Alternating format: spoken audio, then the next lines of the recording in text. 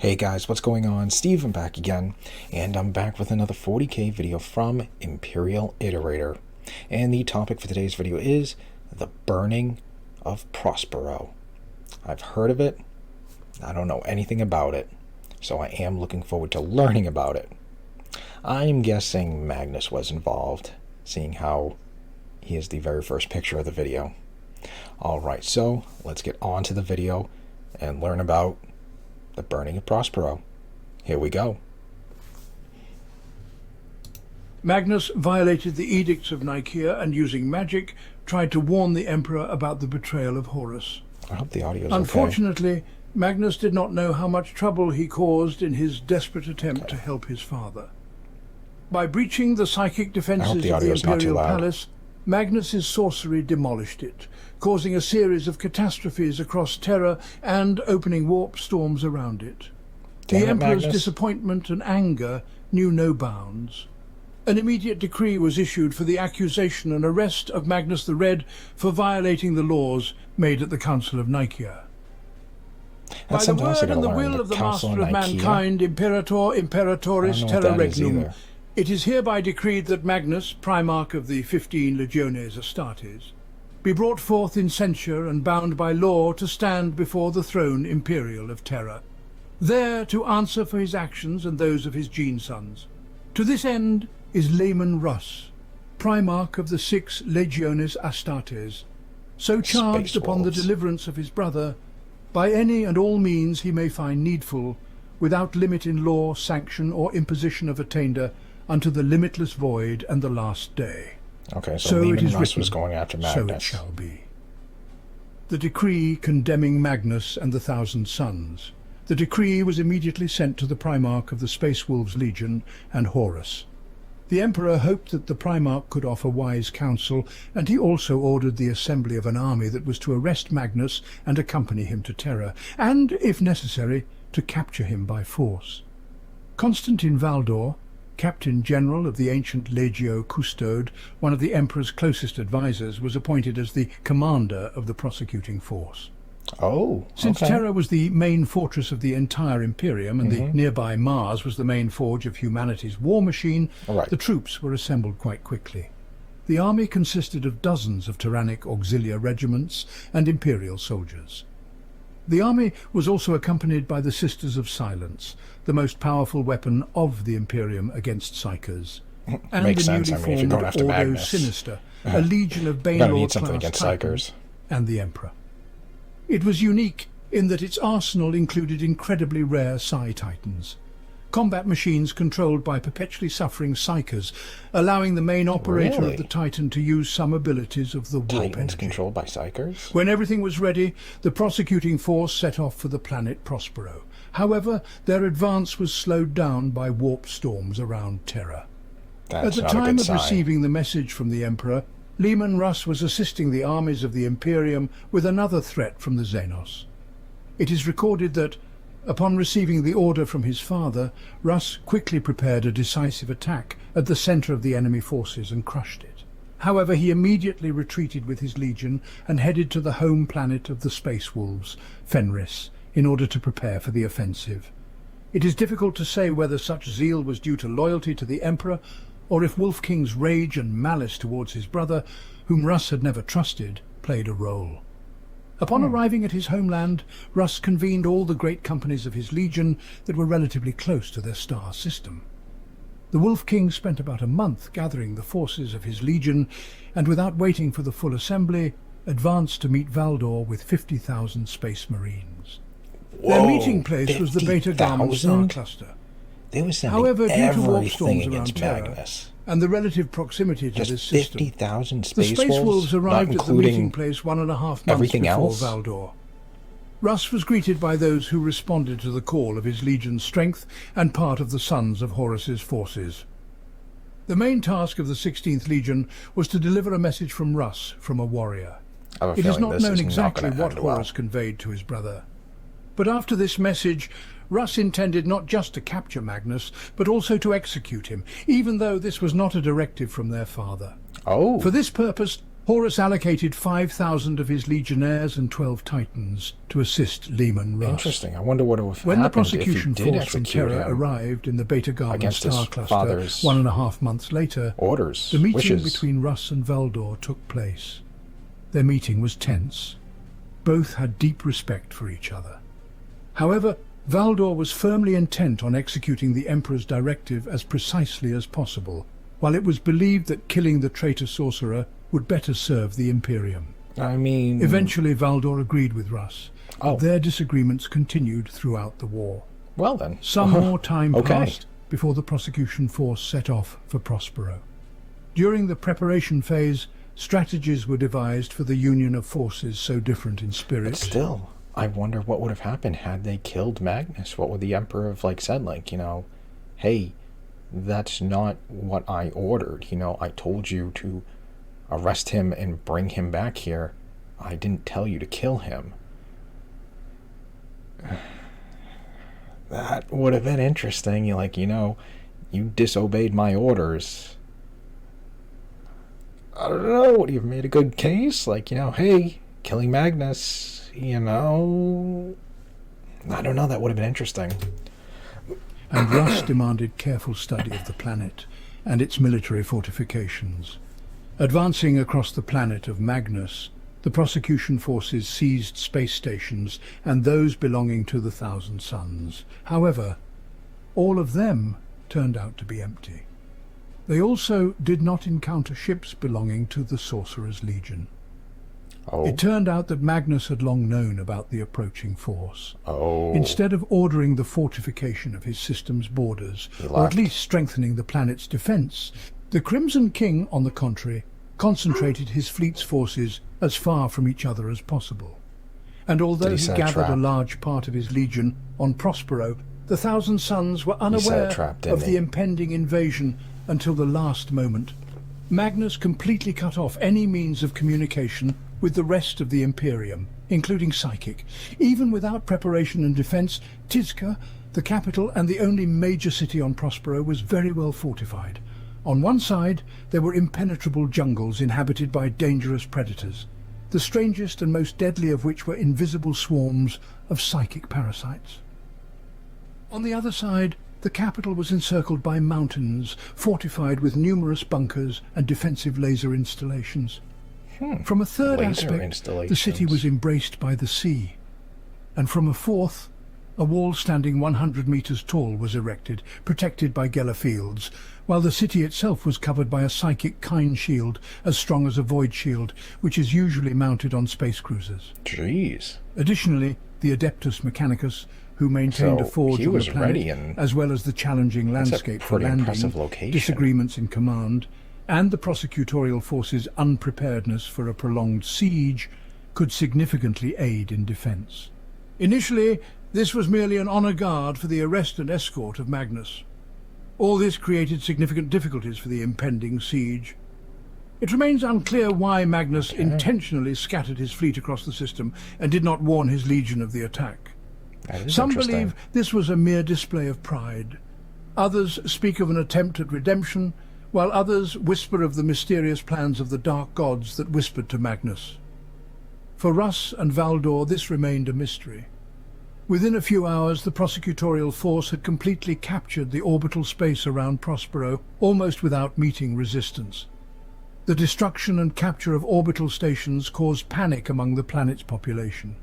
The panic was further exacerbated by the ensuing orbital bombardment.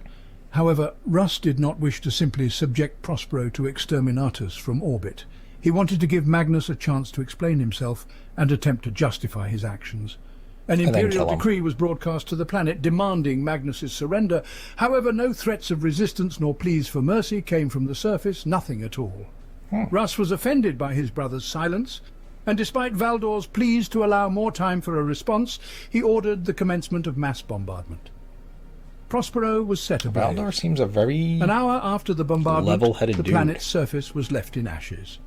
Only the capital managed to withstand, shielded by the psychic shield. It was only then that the truth about such protective nature around the capital was revealed to Valdor and Russ. Meaning, Magnus had once again blatantly violated the Edict of Nicaea and betrayed the Emperor's trust. The preparation for the siege began. Although the capital survived the bomb strikes, the defensive line in the mountains around Tizka had been destroyed, and the outskirts of the city were buried under rocks, while the sea that lapped the capital's shores had almost entirely evaporated, blasting the coastline with a wave of steam. Tizka also lost its allies. The Adeptus Mechanicus and their forge was destroyed, including the deep underground complexes. Russ vowed that his warriors would be the first to commence warfare on this planet. Then he asked the Allied forces to be in reserve. He began preparing his legion for the siege. Descending to the coastline of Tizka on a transporter, the Space Wolves broke through the air defences of Prospero. The first to set foot on the land was Leman Russ himself, as he had vowed, emitting an inhuman roar, which signified the command to attack. Good. The Wolf King led his sons into battle. The wolves immediately met resistance from the elite guard of Tizka. And what could an ordinary guardsman do against the beastly fury of the Emperor's wildest legion? Surprisingly for the attackers, they were opposed only by the regular army. Oh. The Legion of the Thousand Suns and their Primarch had yet to show themselves. Meanwhile, the army of Prospero attempted to sell their lives dearly, displaying acts of heroism in each encounter. I bet he was However, waiting the till air forces they gathered had already been completely destroyed, into one central and only location. a few fortified positions of the infantry remained, desperately resisting the deadly wave of the invader. Important moments of the first stage of the siege included the destruction of the fortresses of the Acropolis Magna. The troops of Russ had captured the entire region of Old Tizka and continued their advancement. The wolves were unleashed, and now nothing could prevent them from reaping a bloody harvest. Any requests for truce from the residents of the capital were ignored. Russ also disregarded the suggestion from Valdor to finally deploy the reserves into battle. The Wolf King wanted to draw the Legion of Magnus into battle and settle scores with it personally. As a provocation, a huge stone statue of the Crimson King was destroyed. Finally, as the attack progressed deeper into the city, a volley of bolter fire and flashes from sorcerers' projectiles ran through the ranks of the 6th Legion. And so the Thousand Suns responded to the call of the wolf. Thanks to their magical talents, the Legion of Magnus halted the wolves' advancement, effectively repelling their attacks and inflicting significant damage.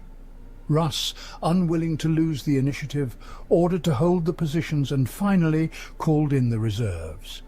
The Space Wolves' reserves were ordered to continue moving towards the center of Tizka and to bypass the enemy forces if possible. Something's going to happen. Russ hoped he had already engaged the enemy's main forces in battle. It turned out that the Wolf King had underestimated the situation. By this point, the Thousand Suns had long abandoned hopes of redemption and were invoking ever more terrible and destructive spells. Seeing that the wolves' attack was failing, Constantine Valdor directed his forces to assist. He summoned all the remaining forces of the Imperium in orbit, reinforcing the attacking squads and destroying the remaining pockets of resistance in the rear of the Wolves' Legion. The main target of the attack was the capture of the spires located in the very center of the city. The Thousand Suns, unbound by prohibitions, conducted secret rituals and sacrifices to discern the plans of the invaders and to use the darkest and most forbidden spells. Even the Adeptus Custodes, led by Valdor, were stunned by the incredible power that was unleashed upon the Loyalist forces. All forces of the prosecution army were shocked by how far the Sons of Magnus had fallen. Russ and his legion disowned the Thousand Suns as their brothers and swore to erase the city and its inhabitants to dust, sparing no one. Valdor was also determined to the utmost. He gathered all the Sisters of Silence under his command, which became the decisive action. As across all fronts the Thousand Suns successfully halted the attack of the Loyalists. Even the Wolf King could not advance further. However, thanks to the devastating effect that the Sisters of Silence had on the Psyche Thousand Suns, Valdor managed to successfully break through the traitor's defense. At this moment, Tizka turned into a veritable hell. A warp storm began above the planet. The moon of Prospero eclipsed the sun. Gradually, the warp storm descended upon the capital, engulfing its central part. Everything that was on the edge of the warp storm was consumed by it. However, inside it, one could still be found. It was there that the main forces of Russ and Valdor continued to press on the Legion of Thousand Suns. The Legion of Magnus retreated to the central spire, where the Crimson King had been located throughout the siege. Oh, okay. The forces of the Loyalists now had to also repel the spawns of the Immaterium, which appeared in the worlds of dark warp energy. And finally, when the forces of the Imperium surrounded the remnants of the defending Thousand Suns, the Crimson King himself appeared on the battlefield. The brother Primarchs immediately engaged in combat, while Valdor ordered the Legion of Russ and his troops to continue the assault, not interfering with the duel Russ of the brothers. versus Magnus. Overuse of their powers and warp connection had resulted in flesh change. Therefore, the last battle was even more brutal than the previous fights in Tizca. Flesh change. At last, Valdor's forces pushed the Thousand Suns back inside the spire itself, in which the peaceful population was also hiding. Valdor's order was simple. Everything inside the spire must die. At that very moment, Russ secured victory over his brother, breaking his back over his knee and raising his weapon for the final blow.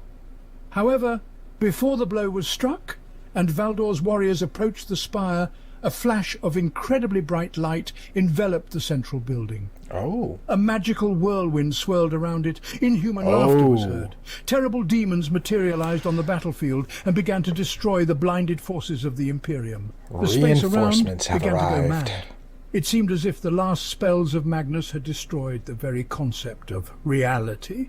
Then the light vanished, as did the spire and the Crimson King himself. In despair, Magnus surrendered to the will of the Chaos God Tzeentch of change, knowledge and sorcery. The war was over. The forces of the Emperor won, but at a great cost. Even though Russ defeated his brother, he did not fulfill his oath to kill him. The Imperium lost an entire legion of space marines, and as it would turn out in the future, it gained a formidable enemy. For the first time, space marines spilled the blood of their brothers in open confrontation. Lemon Russ was deeply depressed by all this, and even the ceremonial congratulations from Horus did not comfort him.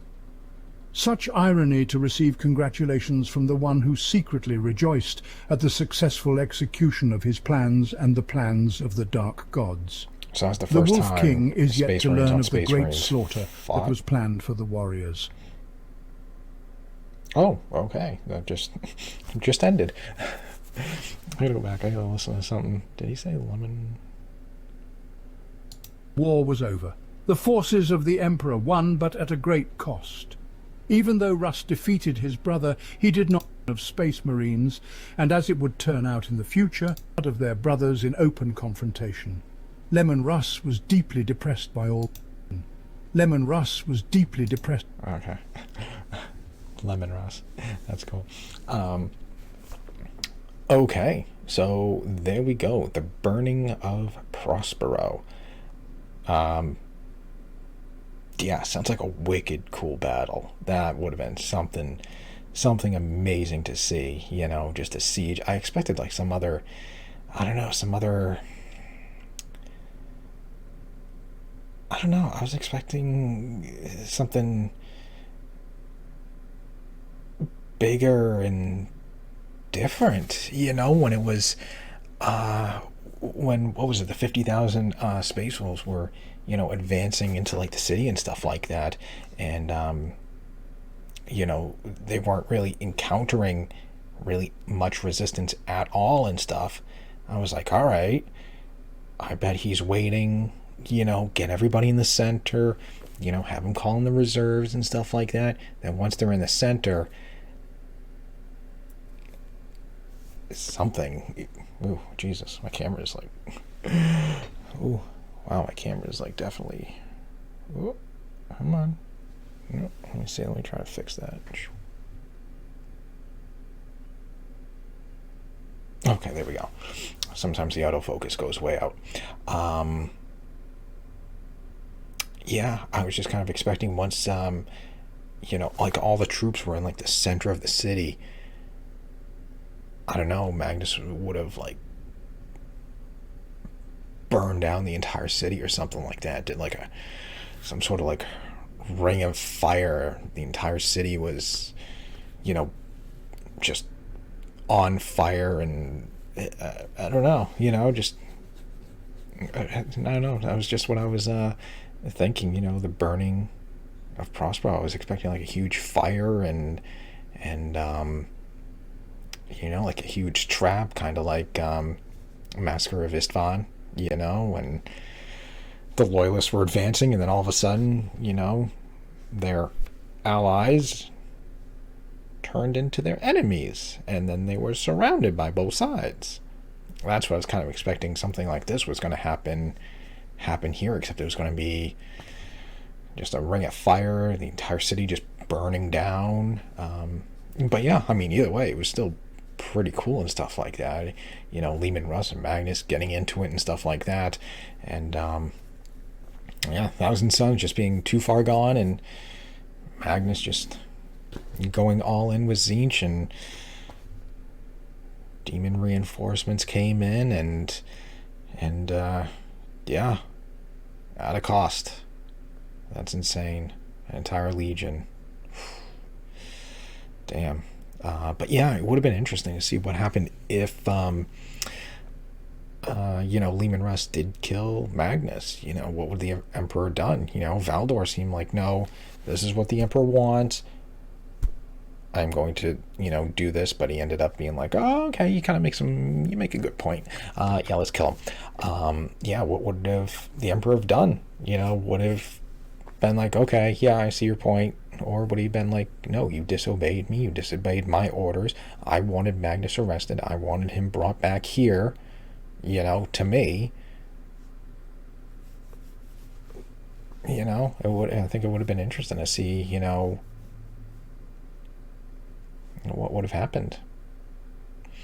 But anyways, there we go. The burning of Prospero. That was pretty cool. Not gonna lie. I'd love to see just like some of these videos, just some of these events just play out.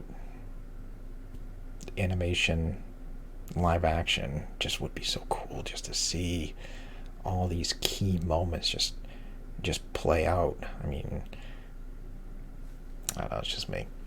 But yeah, anyways, so there we go. The burning of Prospero. Let me know what you guys think. Did you like the video? Did you not like the video? What do you think about the burning of Prospero? Did you expect something, different like I did? I was expecting some sort of huge fire and stuff like that, or did it play out as you expected? What do you think would have happened had Leman Russ, like I said, killed Magnus? What would the Emperor have said, done? Let me know.